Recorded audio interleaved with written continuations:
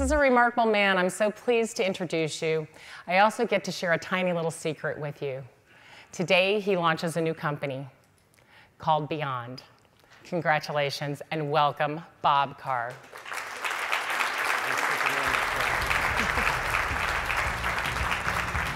And our moderator, Gerhard, will be with him to have a fireside chat. Which side would you like, sir?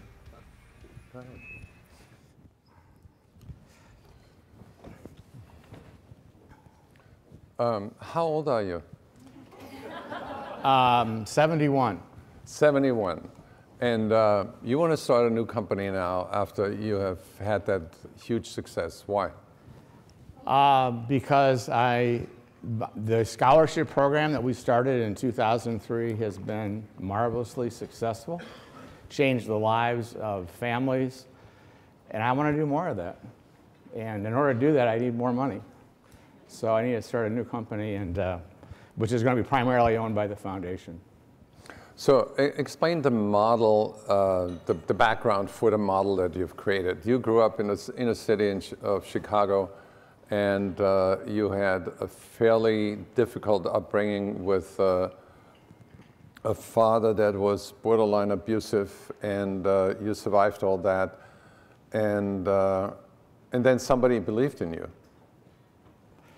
Well, a lot of people grew up a lot worse than I did, for sure, and we've learned that a lot over the last few years working with children of incarcerated parents and foster children. Somebody in my high school decided I should be one of two people to get a $250 scholarship. And so a long, long time ago, I got this scholarship for $250.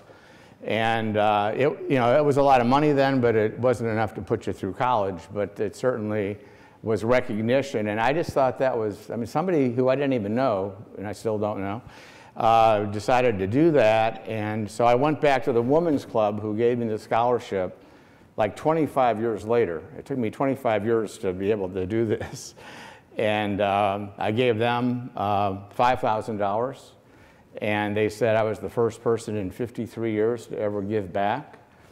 And so we started a bigger program. It was their 100th anniversary. And that program now has generated 1,568 kids who are in our program across 7 states in the country. And what we want to do is prove that helping these children of incarcerated parents and foster kids, if you invest in these kids early enough, and keep them, you know, give them the right mindset, which is why I'm so interested in your program, that it makes such a huge difference. And hopefully legislatures will redirect funding in the future, and we're trying to create a model that's going to have that much of an impact. Is there a bar for...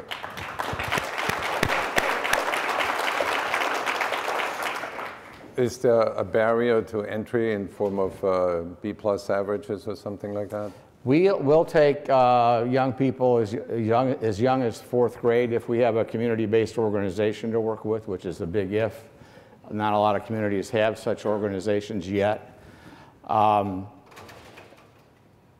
as long as the student has a positive attitude and feels like they have a good chance to be successful academically, then we will mentor them. We'll make sure they take honors English and AP history and calculus, things that they don't take now. They don't think about that. Kids get to 9th grade and they're already sort of out of the loop because they don't take the right courses.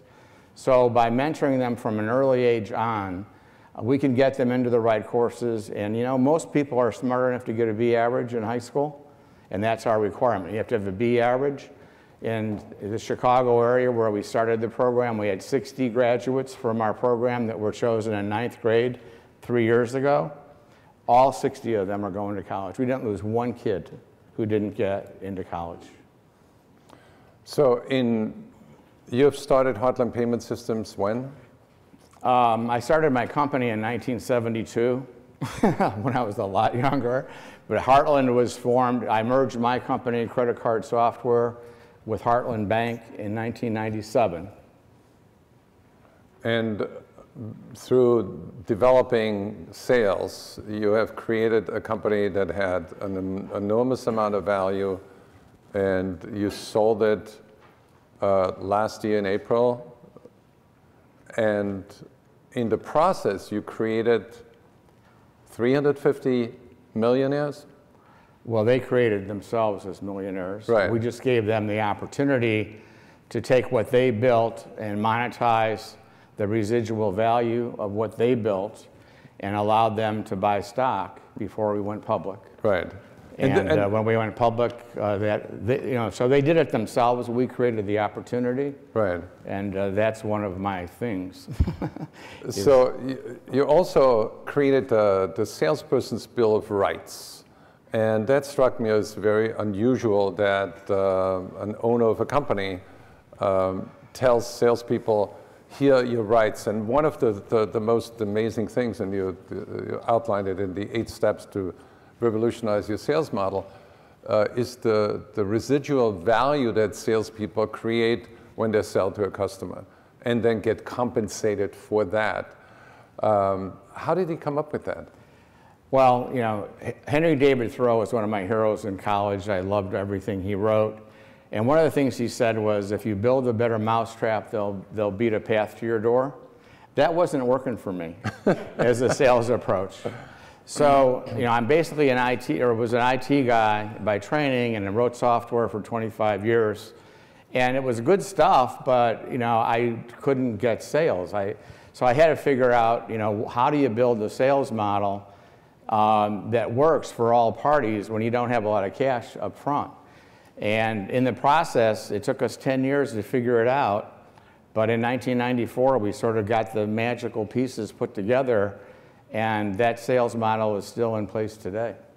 And it really works well. And here's the point I want to make. And I know this is hard to understand, especially if you're not in senior management, but our company sold for 5 times revenue.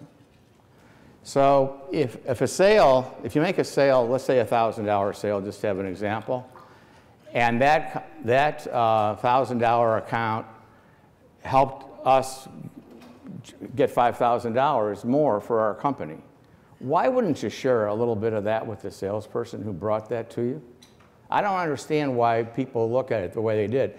But I also know that for 25 years, I failed to convince any banker that it made sense to pay a signing bonus up front where you had negative cash flow for a year and you didn't make any money until the 15th month. But if you're making money in the 15th month and you're going to get 60 months in the value of your company, why is that such a bad deal? So companies go out all the time and pay multiples of revenue for accounts, but the organization won't pay a tenth of that or a fifth of that to the salesperson who spent their time and money, mostly, to generate that account. So that's the difference in philosophy. And I've decided after sitting around for a year, my non-compete ended at midnight, and I accepted this invitation before I really had decided to start a new company. I just feel like this will work in a lot of other companies.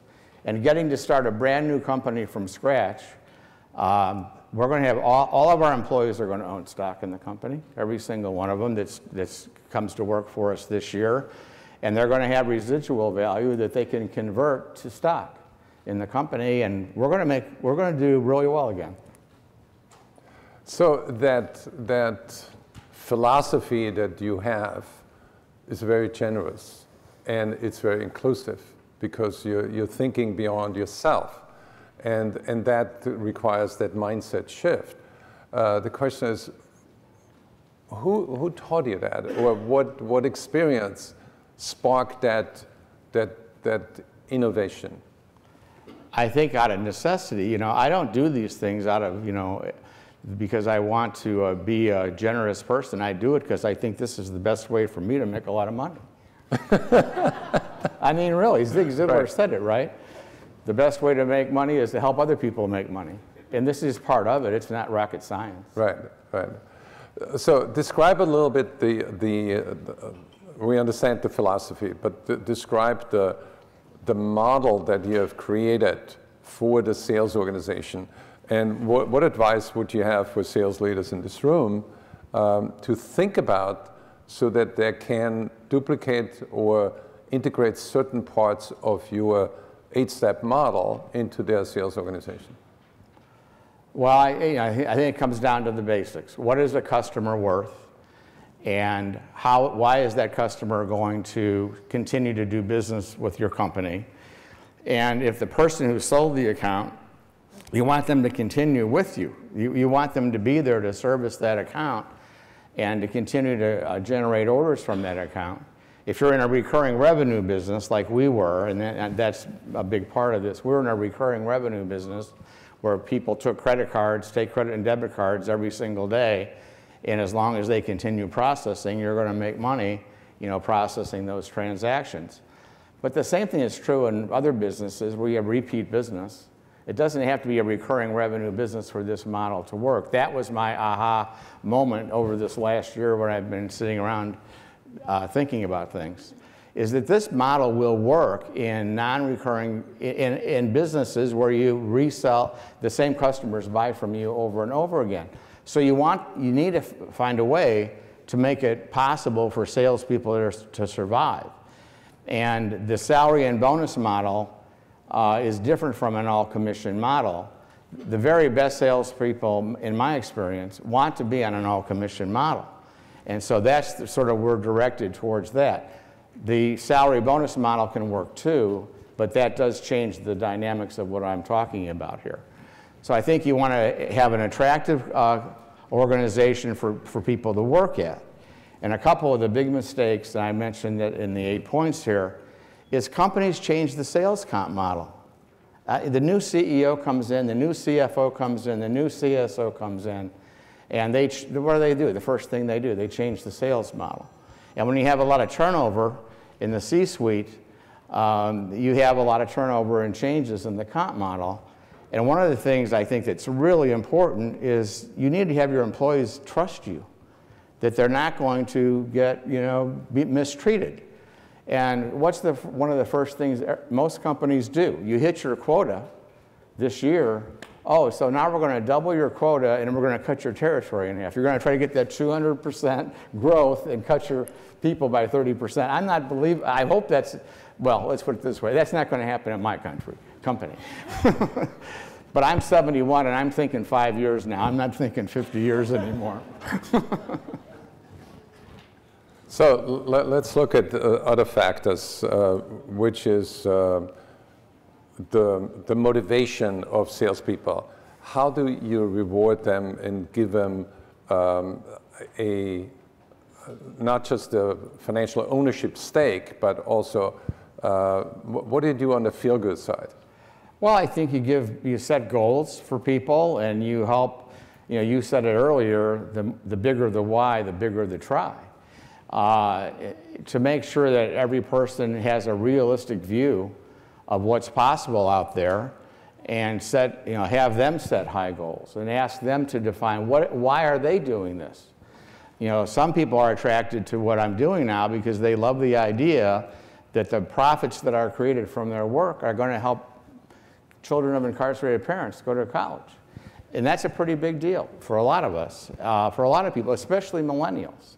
It's one reason I'm so confident this model is going to work and be transformative, hopefully for, one of the things that I'm getting off track here a little bit, but one of the things I hope comes out of what we're doing is that people who make a lot of money, there's thousands of billionaires now out there, all obviously pretty smart people, been successful, obviously have lots of money. Why don't they take that energy and do a company that is owned by a foundation doing great things, or a nonprofit that's doing great things? The Gates are sort of doing that, right? The Gates family, Warren Buffett. So why not do it? Why not do that on a smaller scale? It's so, my goal, frankly, is to generate $1 million of cash per week for my foundation. Do you know how much good that can do? And there's a heck of a lot of people with a heck of a lot more money, than I've got. And I think that should be a new focus for business in America. The motto that we're running by different experts is this tagline: business responsibility, or corporate responsibility, is our DNA. And that's what it is. Our people really love this idea of creating value for people who, are on the other side of this gap of income. So what you're saying is, like, when I think of Salesforce and they have a Salesforce Foundation, which is a sideshow, what you're doing is you put your foundation on the same platform as your business. That's right. That's right. That's a revolutionary thought. I'm not sure if it's revolutionary. I just hope it works and that other people do it if it does. Right. So why do you say I eliminate all territories? Well, we hired consultants, and boy, it's really amazing how wrong consultants can be. And they're so confident about themselves all the time. And I've been a consultant, so I'm one of you too. But you talked about it. It's Sales 3.0.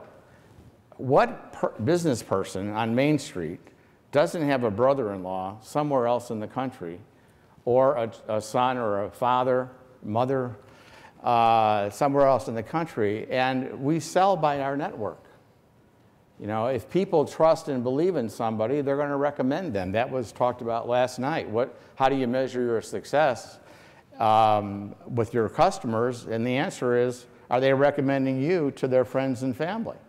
That's what you want. So if you eliminate that and say, hey, you can't go across the street and make a sale to the twin brother across the street, that doesn't make sense.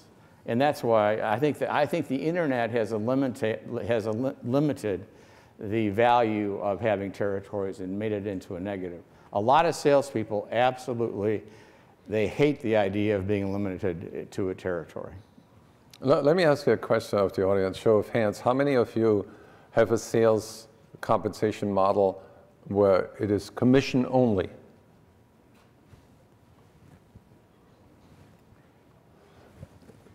So what is the wisdom of commission only?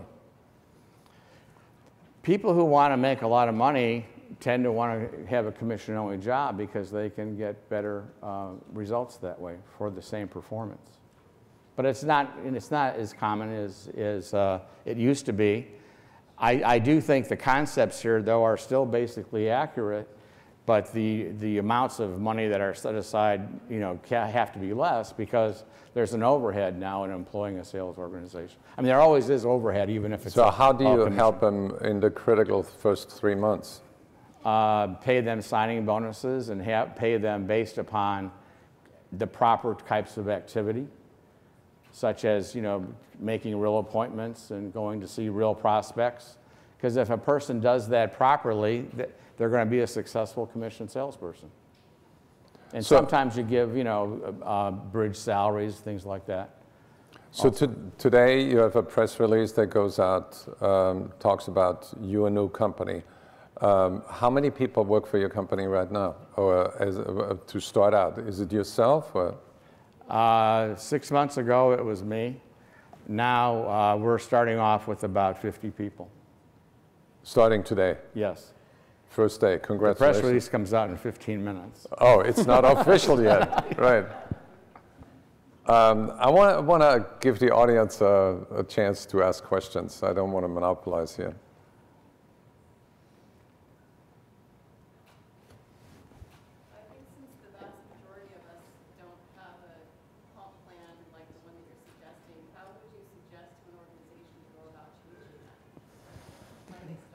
That's a really fair and good question. How does a company start that doesn't have that? First of all, you have to have a board of directors and a chief executive officer who believe in it. And that's pretty hard to get because it's just a different way of looking at things. Like I said, it took me 25 years to find anybody that would give me any money based on this model because it just doesn't make sense. It's not an inherently understandable type approach. So I think you have to have the people at the top who are really setting the policy for the company need to have say, hey, what we're doing isn't working. There needs to be a better way to do it, and they need to be sincere about that. And I think this could be put into a company, you know, gradually. It doesn't have to be an overnight transformation. But so I'm appealing really to people who are starting a new company or thinking about starting a new company. If you start it off right and allocate a certain portion of the ownership of the company to the people who build the company, why shouldn't the people who build the company, this idea of the Harvard Business School, all respect to Harvard, is that the purpose of a company is to make the stockholders the most possible money? That's bullshit. That's what's wrong with capitalism in this country. It's been abused and it needs to change. But most people who are running companies would completely disagree with what I just said. But if you don't believe in it and you're going to be a CEO or a chief sales officer of a company, this model can work, and I would be happy to talk to people about that offline. So is the objection that we don't want socialism? Is that like... This isn't socialism. This is just taking that people at the top, you know, we move some people up to the top or up to the middle class or the upper middle class. This is nothing like socialism. You're paying the people who are building something, they're getting part of the benefit of it. Right. Just because somebody has $1 million and puts it in the company, why should that person be protected and have the whole purpose of the company to make that person 18% return a year instead of 12, and you screw over your employees to do that? I don't get that logic at all. That does not work long term. Question. We have a no territory model as well, and the only downside we've experienced is some competition internally over certain accounts. Just speak to some best practices as to how you handle that as you've grown the organization. It's a nasty problem and it's very difficult. And one way to handle it, and I'm not saying it's perfect, is to have a Salesforce type tool where people they have, you know, identify active prospects they're working on and prove that they're actively working on them. And if a person does have a legitimate prospect in process that they're pitching, then they need to have a reasonable amount of time, not forever, to close that deal. And you know, that's the way we tried to do it. It's not perfect, but it's the best way we know how. And you're right, that is the downside of it, not having territories. So why do you think that so many VCs would not like your model? Is it greed? Well, you know, greed is good, I guess, you know, according to Gordon Gekko. I don't think it's greed. I think it's their mission in life is to get the highest return, and they measure return one way, EPS. And so a lot of really brilliant people, they only have 3 letters in their alphabet, E, P, and S, but there's a lot of other things in this world that are important and have long-term benefits. Right. And so it's because of the focus on EPS. I hear a message about healing corporate America. What are you doing, Bob, to get that message out there? Because that sounds like one hell of an important message right now, working for, personally, one of the biggest companies in tech, and I can tell you it sure needs a lot of healing. Tammy, that's way beyond my pay grade, but you know, I accepted this invitation from Gerhard. Who wouldn't want to accept an invitation from Gerhard? I think we've been doing this off and on for 10 years or so, right? This is one way to do it. This is all I know. I have written 2 books. I meant to bring them with me to hold them up. There's about 100 copies out front that are free. They're signed, and please get, one book is called Through the Fires, which is the story of Heartland, basically. And then the second book is Working Class to College, The Promise and Peril for Working Class America. And that's all about the foundation and the work there. We're working on a 3rd book now, my co-author and I, and the 4th book is going to be about this very particular topic after I've had a couple years, you know, under my belt. But people like you can help Tammy, and everybody else, many of you in the room can do the same thing. Help with this. I think we need to create a sign like this sign, no EPS mindset. The end of the EPS mindset. Lee.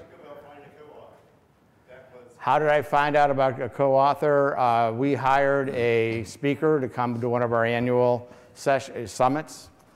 And after he came to a couple of summits and said, Bob, you need to be writing a book. And I said, I don't know how it's going to end yet, so I can't write the book. And he said, no, you need to write a book. And he introduced me to a friend of his who was a New York Times writer. And I hired him about 4 years ago to write. And he's a great writer, a great thinker. And even though he was at the New York Times, he and I get along fine.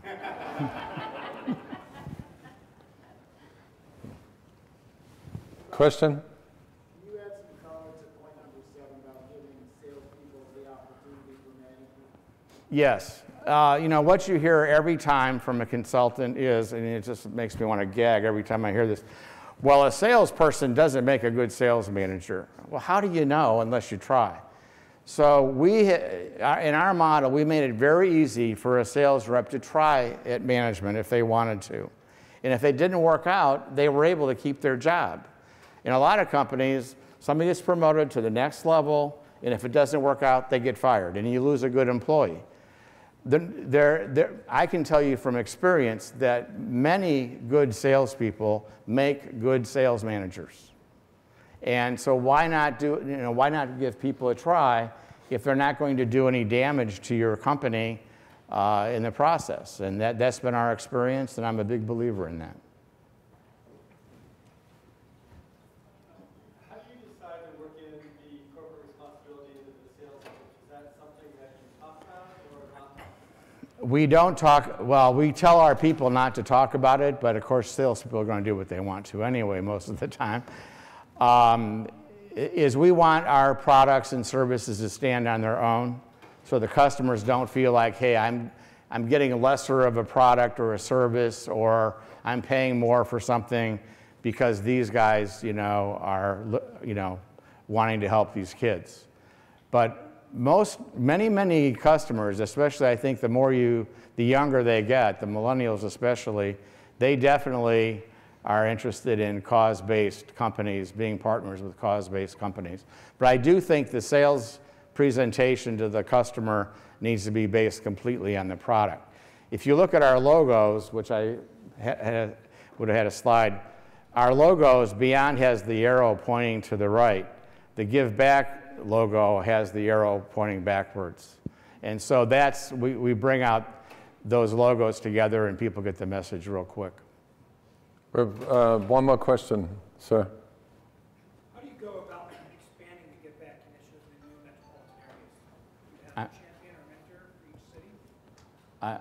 I'm sorry, would you ask that again? You mentioned in Chicago you have the scholarship program, right? The scholarship program is in 7 states: California, Illinois, New Jersey, Pennsylvania, New York, Delaware. How do you go about expanding that? We go about expanding that by getting people to donate money so that we can prepay college educations, and this is a unique model in the country from what I can know. We write a check to a university for $1 million up front. And the deal is that they're going to take $20,000, $5,000 a year over 4 years out of that $1 million, and they'll pay all the other costs of that kid. We only pick Pell Grant eligible kids. Most of our kids are in states where there's also a state money involved. Our foster kids, there's Chafee grants from the federal government for foster kids. So between the funding that's available for these kids, that's usually $10,000 or $15,000 a year total, plus our $5,000, and then the school matches the rest of it. Chapman University in Orange, California, their tuition is $66,000 a year. They're getting $5,800 from the Pell Grant, $7,900 from California, our $5,000. They're covering the rest. Why? Because these universities want these kids who don't have a chance in life, much less to ever get to their school. And so our kids we pay room, board, tuition, and fees, and the students work part-time to pay for their books and their travel back and forth. So we prepay, we have $40 million out now to universities around the country, prepaying seats for these kids to come. We pick them as 9th graders, we mentor them through high school, make sure they stay on track, and then they start off in college. So it's a unique model, but we've been doing this now for 4 years, and it works really, really nicely. Thank you. I think we're done. I want to conclude by saying that you're setting an amazing role model for the rest of corporate America. And I think the core message is that you remind people that chasing money alone is going to get you only so far, but there's no limit to where you can go when you chase meaning at the same time. Thank you very much. Thank you. Thank you.